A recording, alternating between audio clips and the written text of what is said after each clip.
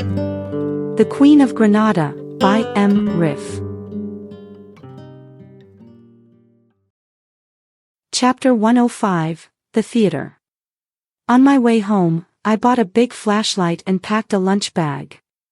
I filled a coffee pot to the brim and arrived at the National Register earlier than midnight. I stood in the dark near the exit of a movie theater next to the National Register building, keeping an eye on the back door. I could hear the soundtrack from the latest James Bond movie playing inside the theater. It didn't take long for people to start pouring out, still in the movie's spirit, laughing and discussing the scenes. One guy who couldn't whistle tried to mimic the James Bond theme music. A couple of others rushed to a trash can on the other side of the alley and relieved their bladder pressure loudly against the wall. As a sociologist, I had plenty of time to observe this antisocial behavior.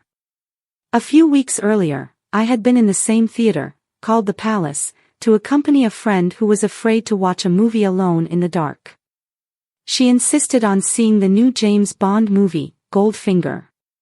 Still on the street, we couldn't avoid seeing the neon lights surrounding a large poster of Sean Connery as James Bond with a gun in his hand and a naked blonde in the background.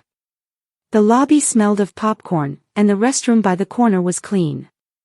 It was thrilling to watch the movie on the big screen. Halfway through, some people in our row stood up, causing everyone else to stand and let them pass. They had apparently had too much soda and needed to use the restroom. The same thing happened when they returned. Others decided to tough it out until the end of the movie but regretted their decision when the lights came on.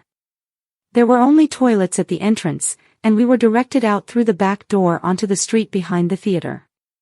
It was strange that the city officials hadn't forced the theater owner to build additional restrooms by the exit, rather than sending people out onto the street with full bladders.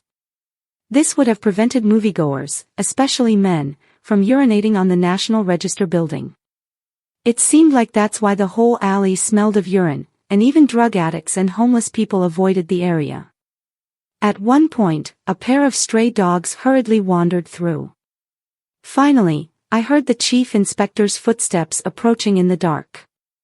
His limp made his footsteps distinctive.